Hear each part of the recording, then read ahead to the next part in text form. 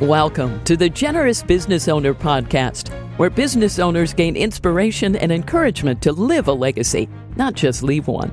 And now your hosts, Jeff Thomas, Alan Barnhart, and Jeff Rutt.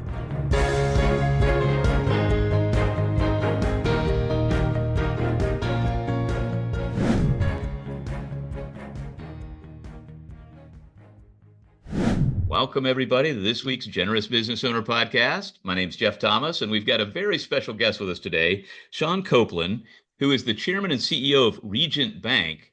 But what's interesting is he's also a bit of a serial entrepreneur and started an investor group that bought the company. So he didn't just kind of come up the ranks. He bought the company, and then they had to have somebody run it. So it's going to be Sean. So, Sean, thanks for being with us today. Thank you, and that's the only way I could have gotten the title. Right. For sure. Well, it's a different kind of title. Normally, we kind of have business owners, but you are more in that camp than sort of the traditional, work at a big company and work your way up kind of deal. So you've got this entrepreneurial bent, and of course, the first question we always ask, just to get some context, is where did you grow up? What was the family like? Was there any spiritual formation? Did you have any entrepreneurial stories as a kid? Tell us about your life growing up. I grew up on a farm. So my grandfather and father, my grandfather's passed now, but my dad still raises Hereford cattle, which are the red ones with the white face. And that was my life. Every 24/7 was working on the farm. I went to my grandfather on my mom's side, which was not the rancher. He was a mailman. My grandpa Bill was a deacon in our local church, and so that was really, my mom was really the spiritual driver behind our family. So we went to Sunday school church every week, primarily because it was my only way to not have to work on the farm. That was why I was so Get me out of here. motivated. Yeah. It's like, yes, anything, any church event, I am okay. there. I accepted Jesus when I was 8 years old. I got super scared at a Rapture movie. Wow. And was afraid I was going to be left behind. So you cannot run any faster down to the front of the Baptist church. Thankfully, we'll get into this later, but thankfully, that's not my spiritual foundation. That was a beginning. But truly, just within the last 15 years is really where my relationship with Jesus Christ has become much more intimate. I went to Oklahoma State University, our land grant school here in Oklahoma. Was getting ready to graduate. My dad informed me that I needed to go get another job. I thought I was going to go back and be a rancher. Yeah. I ended up, we were broke was the reason that I needed to go get another job. He said he just couldn't pay me to come back. And so I ended up in the banking business. And here we are all these years later. So not really a lot of my grandfather started with nothing. In the middle of the Great Depression and built a beautiful ranch. He was the hardest worker that I have ever seen. He taught me, the leadership, work ethic side of my life. My other grandfather taught me the importance of Jesus Christ in our lives. And so I was very, very fortunate to kind of have both of them to guide me. And you are right. I am in the banking business, but I'm actually really an entrepreneur who just happened to end up in this industry. Right. So we'll maybe get into some of that story. But I mean, if you grew up on a farm and ranch, well, that's actually, by the way, that's not a bad legacy. Hard work, leadership, and the Jesus combination that's a pretty good start. But very blessed. But then also, nobody's letting you off the ranch or the farm to do another job. I mean, there's plenty of work right outside your door. So that's right. Okay, so you go off, and the first job is in the banking business. You get I would assume an entry level job in a bank right out of school. Is that right? Yes, what happened is when my dad told me that I need to go get another job, and by the way, I think the reason he really wanted me to get another job was because we were broke, but the reason we were broke was because I kept on tearing up farm equipment. I think the two were very related. So I think he was like, yeah, it'd be much better if you just kind of go do something else. So I was in student leadership at Oklahoma State, and I'm going to make a long story very short. But Yeah. the way I got into banking is 2 days after my dad said you need to go find another job. I drive to Stillwater. I am literally praying, Lord, I don't know any jobs. I mean, like you said, Right. there were no side jobs. Right. You're always working on the farm. So I had no idea what I was going to do. Well, 2 days later, I ended up getting invited to this Board of Regents dinner, and I'm sitting next to our university president. His name was Jim Halligan, and Dr. Halligan asked me what I was going to do in the middle of the dinner. And I was too embarrassed to tell these distinguished board members that I didn't know what I was going to do because I only had one semester remaining in school. And so I started to panic and try to come up with something. And I looked to my left, and the guy sitting there had this nameplate that said Bruce Benbrook, Chairman, Stock Exchange Bank, Woodward, Oklahoma. And I thought, well, that sounds good. I mean, this guy, he's got on a nice suit.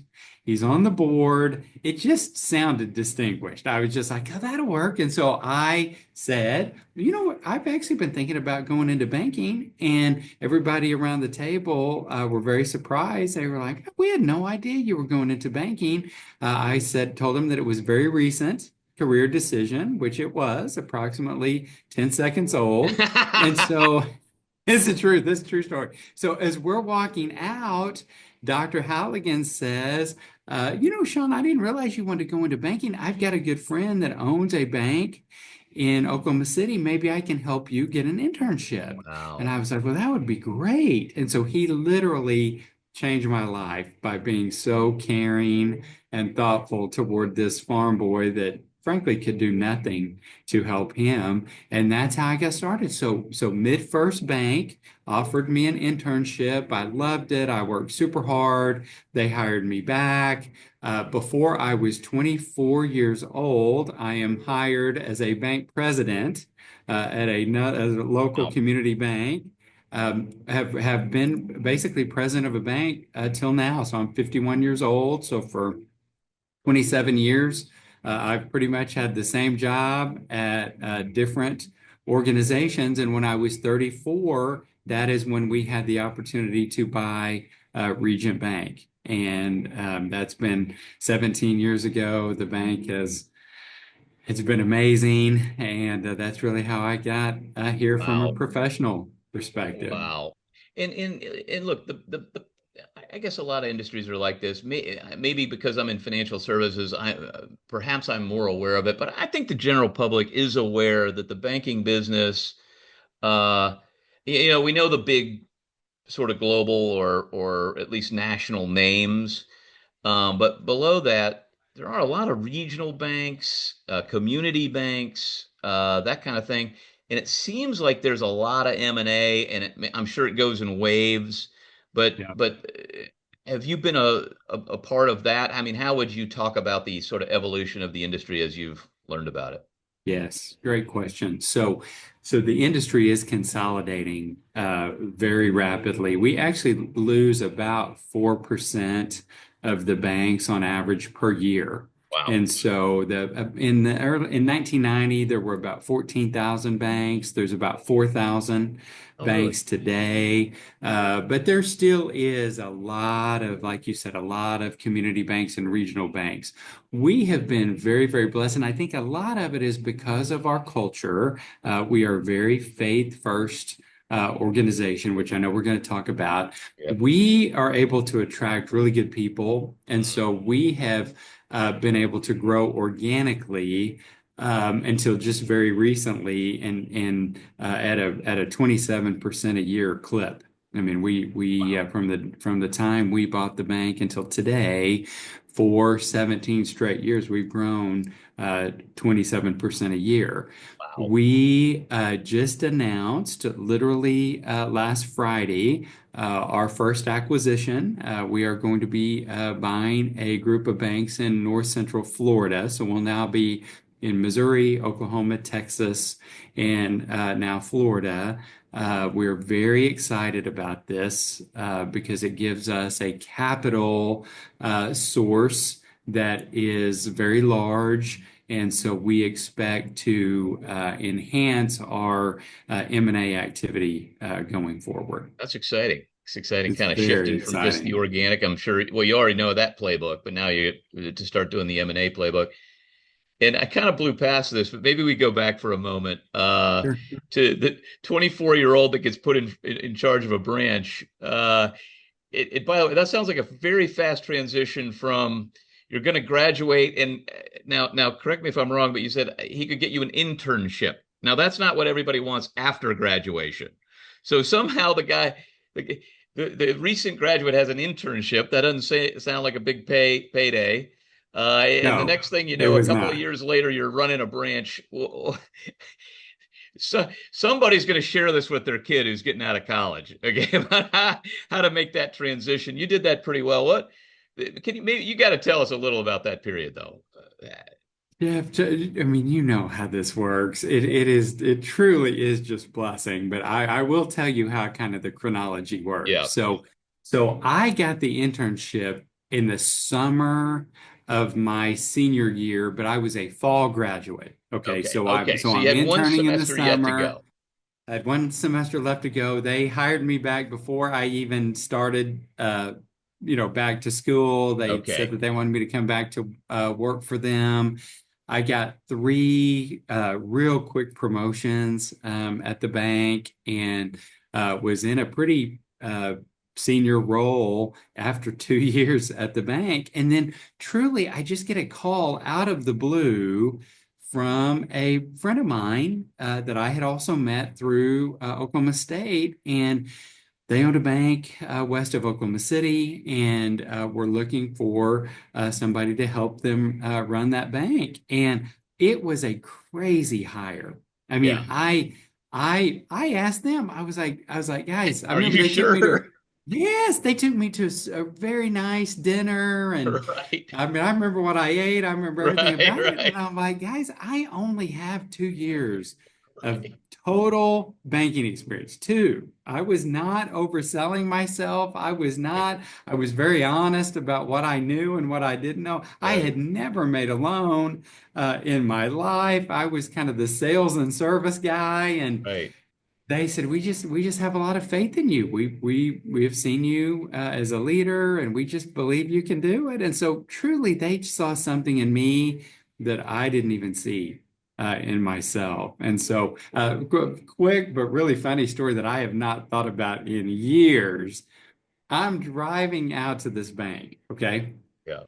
And I am realizing I'm caught up in the euphoria of the title and the pay raise and all the Right. stuff that I'm going to get. And then on the way out there, I it hits me, these people are going to hate me because Right. I'm getting the job that they probably all wanted, Right. and You're I'm the like, youngest one in there.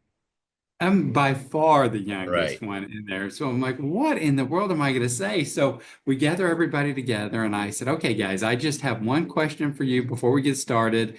How many of you would have hired me for this role? And they all put their heads down, and I said, me neither. I said, listen, I would have never hired me for this role, but I said, here's what we know. The owner did. And I said, because they did, here's what you need to know. I don't have a team. I need your help. I need you to teach me Right. this business, and I, in turn, will make your life amazing. I will take great care of you if you take care of me. If this doesn't work out, and there's a very good likelihood that it won't, if it doesn't work out, I said, they're going to go hire somebody that could have their own team. And you guys are all out of a job. you know? So Yeah. I said, well, you ought to stick with what you know here. Give me a chance. And I think you'll find I really am an honest, good person. I work hard and I will treat you well. So it worked. We had a good run. We turned the bank around. They sold the bank. And Wow. anyway, rest is history. And Well, now here we are. that's actually two really good principles out of already what you've told us. Even when you're in college and you're around, the board members and that stuff, it can be intimidating as a college student. But I think, um, frankly, asking for help from people, Yeah. Yeah, they want to help you. You know they what I mean? do. Older people They in do. careers, like it can be intimidating, but I think just asking for help and they sort of offered it, but still you put yourself in an environment where that was possible and accepted the help when it came. And I also think this, when you get sort of maybe promoted ahead of where maybe you feel over your skis, this idea of I think humility in sort of servant leadership and the way you did that was to just acknowledge the elephant in the room. You know what I mean? Oh, yeah. In kind of a humble way and just hey, we're on the same team. Let's row together. And it's not about me. Let's see what we can do together. And so Yeah. I think that is an interesting part of your story is you've gotten some leadership blessings early, and so not to fast forward too much, but even in your it sounds like early 30s, you were able to put together a little team to buy a bank. So maybe fast forward a little bit, or so take us through to the purchase of a region. How did that come about? Okay, yes, of course. First of all, quickly, here's another Yes, tip for your yes, yeah, listeners. exactly. Early on, I didn't know anything. I didn't know any answers, and people kept on bringing me problems, and I perfected this right here. This was my key. So somebody would bring me, they would tell, hey, the Yeah, cash letter's not clearing at blah blah blah tonight. I'm like, they might as well have been talking Chinese to me. I had no idea what they're saying. So I developed this skill, Jeff. I would listen carefully to what they would say. I would pretend to ponder the question. I would ask them back. I would say, well, Jeff, what do you think we should do? And they would say, well, I think we ought to call Bank of Oklahoma and blah, blah, blah, and do blah, blah, blah. And I'd go, me too. Let's do that. Let's do that. And they would say, Sean is the greatest leader. He always listens to us. He's very empowering. I just powering, didn't know. yes. I was empowered, but I didn't even know what they were talking about. I was like, I can't give them any advice because I don't even know. So anyway, that's just an I aside. love it. That's another good So one. That's another I've good used one. that. I've used that now for till I'm 51 years old. So But you're so, so but you're getting this fire hose as a young person in leadership and all of oh my this, and gosh. Fire hose is that is not even the word. There is more than that. Because here's what happened. yeah, So I ended up running a couple of family-owned banks here in Tulsa. What would happen? I kind of became the turnaround person, and okay, so we would go into a struggling bank, get it turned around to where it was doing well. Inevitably, both of them sold. So we would get them in good shape, and all of a right, sudden, I'm back working for the big bank again. And then it's just happened multiple times until finally, just out of the blue, I had an opportunity to buy Regent. I had known the family for a long time, and they basically decided that they wanted to exit, but they didn't want to sell to a big bank. And they had kind of watched my trajectory and once again call a 34-year-old kid and crazy, ask if I would be interested in buying the bank. I mean, who in the world would do that? And you just got to kind of chalk it up to blessing. I mean, there just is yeah, no other way to, I wasn't doing anything that would make them think that I could buy the bank. So the Lord obviously had something planned here. And so I had built up a great clientele. And when it came time to buy the bank, I just kind of went to my network and friends and customers and family. And I mean, it was literally just one at a time and laid out my vision, laid out what I felt like we could do, and was able to raise $15.5 million in about a 90-day wow, period. We bought the bank on April Fool's Day of 2008 whoa, for, yes, for 11.5 million. We had 4 million extra that I thought was going to be kind of our cushion. Right. The bank had struggled, and so I knew it was going to take a little while to turn it around. Well, of course, I had no idea Oh my what was gosh. what was going to happen. So the mortgage crisis hits. And Jeff, truly the miracle of my life, and if I can just share one thing on Yeah, yeah. this We always like a good setback story here. You podcast. had one in immediately in this Oh my business. gosh. This what I'm going to share with you is 100% true. Okay, no embellishment whatsoever, but it literally was the turning point of my life. So we buy the bank in April. We have about 6 months, which is really fun. I mean, I've had customers are moving ton of business to me. I'm going to meet everybody in town. I have a non-compete, so I can't really come back to Tulsa. The town we were in was about 50 miles away, so I would just drive up there every day. Oh my God, it was a blast. And then everything hits, Yep, and you remember it, I do. fall of '08, All of '09. '08. Yep. Man, it was like the world was coming to an end financially. Yep. So what happened to us is we're very small. Okay, so the bank was $72 million in assets. We had 43 employees. We didn't have mortgages, so we weren't directly caught up in the mortgage crisis, but we were caught up in the fact that the entire economy just stopped. Yes, it So did. many of our small business and consumer clients began to struggle. We began to have loan charge-offs and losses, one after another. And by the time we got to February of 2009, here was the scenario. I am on the front row of the church that I helped to found. We had gotten out of Sunday school late. I taught the adults. My wife taught the kids. We gotten out a little bit late. The band is singing the song Healer. Okay, I believe you're my healer. I believe you're more than enough for me. I am thinking, that's the old Carrie Job song. I am thinking this is the biggest bunch of baloney that I've ever heard because what's happening in my life is no healing. I am broke. I have not taken a paycheck in 6 months. All of my investors have told me they cannot invest anymore in the bank. We are now undercapitalized and about to be shut down by the end of the quarter. So I had about 40 days to raise $3 million or we were done. There was no question we were going to be shut down. Wow.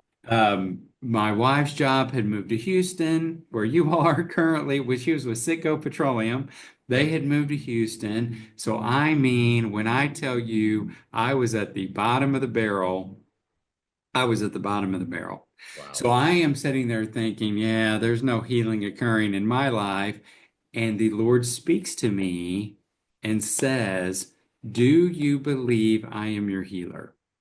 And the reason I know it was so clear is because we're all singing. Everybody is Yeah. singing, and everything turns quiet, and I hear God's voice. And it Yep. is so real to me. Yeah. I can't even hardly get through the story without No, no, crying. I had one experience like that, and I had one guy try to argue the theology of it to me. I go, listen, all I know is I heard it. I'm going to my deathbed. I don't really. You can win the theological argument, so I know this does happen, and it's actually a beautiful thing to have happen. Oh, But I can't wait to hear the rest of the story. well, the rest of the story is this. I lose it on the Yeah, front row of the yeah, church, and I can't stop crying. And I mean, I basically just say, okay, God, if you're going to save all this in my life, it's got to be you because I'm like, I don't know what else to do. I've been right, working 20 hours a day. Everything's getting worse by the day. yeah. So, I give up. I turn it all over to you. 2 days later, so Monday, really nothing, another bad day, Then on Tuesday, I go into work and we're about to send out these letters to our shareholders that basically say, listen, what I just told you, $3 million or bust. I mean, if you can help us, please help us. And so my board secretary is kind of walking out the door with these letters. I the phone rings to my left, and it's Arlene says, Sean, you have a phone call from the U.S. Treasury Department. They are the people that shut down the banks. So I think, well, this is it. This is it. And I really, for a moment, I thought, man, I could have swore Thought we that were going to God get was going through to it. be my healer. Right. Yeah, but I yell out to Sandy, and I'm like, hey, Sandy, it's the Treasury Department. It's too late. You might as well bring those letters back. So she turns around, brings the letters back. I go in my office, pick up the phone. The lady on the other end says, Mr. Kouplen, my name is Lisa Taylor. How are you today? And I said, well, Lisa, it kind of depends upon how this phone call goes, you know? And I mean, I'm as close to sweating blood as a human can be. I'm like, oh, it was awful. So she's kind of laughs, you know, and I'm like, it's not funny. This is Right. my whole life right here Right. on the line. And she says, Mr. Copeland, the reason we're calling today, she said, you may not be interested in this, but Regent Bank has been chosen by the Treasury Department for our capital purchase program, and we would like to invest $3 million into your bank. You've got to be kidding me. I am not. That's why I told you this is verbatim what happened. The $3 million arrived in the bank that day. It was a cost of 1%. I had 9 years to pay it back, no board seat, no dilution, and the Lord literally healed the bank That's in, in that crazy. moment. And you didn't have to So send the letters. we didn't send the letters. Well, you sent a We different letter. Guess what happened, guy? that's Like, exact. That's exactly what I did. oh, I wow. mean, and so from that moment, Wow. multiple things happen which fall right square on the target of your podcast. One, Jeff, I had been, and this is so illogical, but up until that moment in my life, although I had been very successful, quote unquote, I was terrified. Every day of my life, I was something about the way I don't know if it was how I was raised. I don't know what it was, but I just knew I was going to be found out. Imposter People were going to syndrome see on imp- steroids, sounds on like. steroids. Yeah. I'm not that smart. I'm going to Yeah, fail. yeah, yeah. They're going to see that all Right. that. And Right. in that moment, the Lord healed that. I Wow. have not felt that Wow. since that moment. Okay. Wow. Additionally, when that happened, in the moment, now I literally hung up the phone and said, Jesus, I turn this organization over to you. Mm, I am taking a demotion. I am going into middle management. You are running the show. You tell me what to do from now on. And that is what changed everything. And so the organization is now 25 times bigger than it yeah. was Yeah. then. You know, I mean, best place to work in America, fastest growing bank in America. I mean, just you've seen that the faith to work movement that came out of this. I mean, all of this came because the Lord saved me. I mean, He saved me. And last thing, and I'm so sorry for the long No, no, story. It's no. just Please continue. so central to my experience. But here's what's so crazy. 7 banks got this money. 7 in the state of Oklahoma. Wow. There were 400 banks in the state of Oklahoma. All of us wanted it. Okay, it was cheap capital. 6 banks were the 6 largest banks in the state. And the seventh bank that got it was the worst bank in the state of Oklahoma. I am not exaggerating. And nobody to this day can tell me how we got the money. It was just a miracle. I Yeah. mean, it was a bona fide miracle after the Lord had just spoken to me 48 hours earlier. So I know He's real. I know He did this for me. We have dedicated this organization to Him. We are not perfect, but man, we try to follow. And we've done some crazy stuff, which I'm sure we'll talk about because of that. And it's been the blessing of my That's life. amazing. What a story, man. And it's undeniable. I mean, from the him speaking to you to that miracle, Now, you know, that is a mountaintop type of experience, right? To get through that, to have that level of relief. But that was a while ago, man. And I know it's grown. That's one thing is the metrics, okay, which is important, but it's probably not even the most important. How did it change maybe the way you behaved in your job? I mean, you already were pretty humble about saying, well, when you didn't know something, here's what it is. But how did it change maybe the culture of the bank, your leadership style? So, like, how did this manifest itself through Yeah. through the years? Yeah, really great question. In every way. Mm. So it's almost embarrassing to think back to before this occurred. But I'm overcompensating. I'm thinking that I'm trying to look like I know everything. I mean, we could go on and on about the Yeah. flaws of the Sean before the miracle occurred.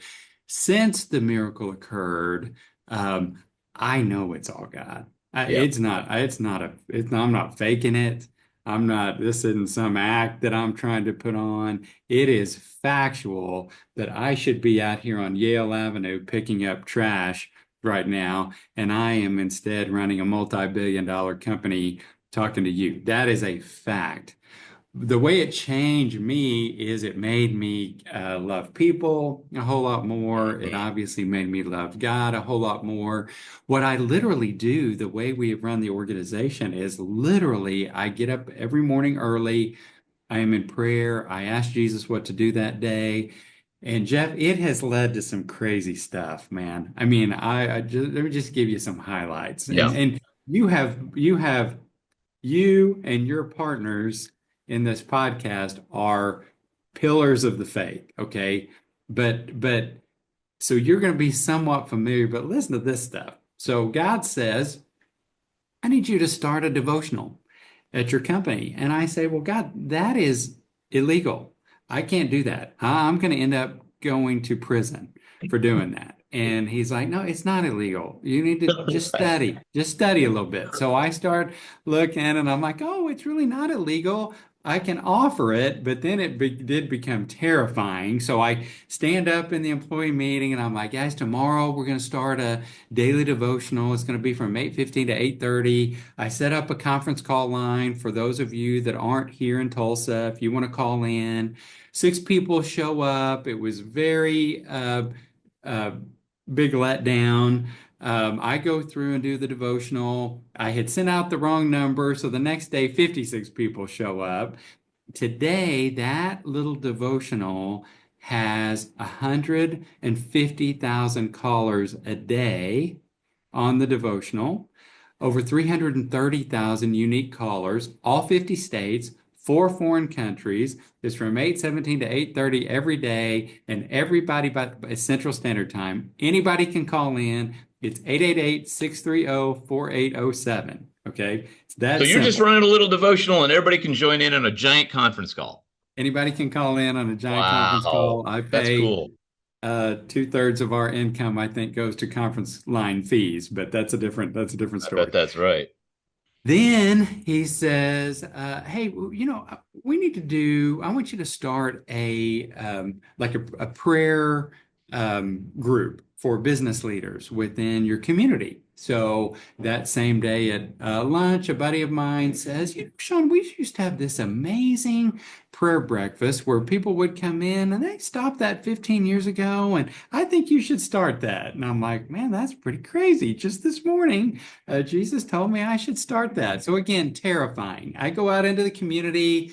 I invite in as many CEOs as I know. I say, hey, we're going to start up Faith in Business. Would you guys like to sponsor with us? We'll offer a free breakfast. And now that is in all of our markets, averaging 350 to 400 per event. Game changer. How Game often do you changer. do it? How often do you do it? Every month, every month. Really? Once a Just had month? it, just had it this morning, in fact. That's a It's the lot. first Wednesday of the month. Yeah. Yeah. So Okay. we bring in, I mean, we had 250 here in Tulsa. We bring in leaders to speak, uh, feed everybody a free breakfast. It's amazing. He called me a couple years ago. I needed to do a prayer team. he didn't say a prayer team. He said, Lord said, you should not be the only one praying in your company. You have other people that want to pray. So I had the brilliant idea to start up a prayer team. So we have about 60 employees that just pray for others every day, all day. You can email, anybody can email prayer team at regent.bank, and we will pray for them. We pray together on Wednesday mornings at 8, and we pray just all day. I bet I've gotten 15 prayer requests have come in today. And then that all led to the Faith at Work movement that he led me to start, called 94X. And we basically teach businesses how to do this. The Yeah. challenge is there's a lot of Christian business owners, and there are a lot of businesses, but rarely do the two meet. Yeah. So I may be a Christian and I may lead a business, but do I bring my faith into my business at all? You know this. I'm telling you, 90% of people think it's illegal still, so Yeah. they don't bring it in. So our mission is globally. We bring consultants in to teach businesses how to bring their faith into their business. It's been amazing. If somebody wants to learn more about that, what's the best way to do that? 94xmovement.com Okay. is our website. 94xmovement.com. We have it's amazing organization. It's a Well, nonprofit. even within, I'm part of C12, for example, and there's others, Yes. but one of the things that uh, I think my friend Mike Sharrow at C12 would even agree with is the ministry segment of trying to implement the ministry, which is really what you're talking about. The things that you're talking about really are how to implement ministry is one of the Yes. hardest things for people to do because it's the Yes. one of the rarest seen things to do. So I love these practical tips that you have for people there. It is. I So love C12 as well. And good. so yeah, we're very narrow. We're not Yeah, no, doing but eight it's around helpful the actually as tables. an add-on to some of those And we've things. talked, Mike and I've talked about that a lot, that Okay, okay, we love to come alongside makes perfect ministries sense. and just be a resource and say it's all free. I mean, it's 100% free. We're well funded by very generous uh, business owners. And so we'll come in for free and help anybody bring their faith into their business. We love it. I love it. I love it. Well, wow. You have a lot to share, and we've already.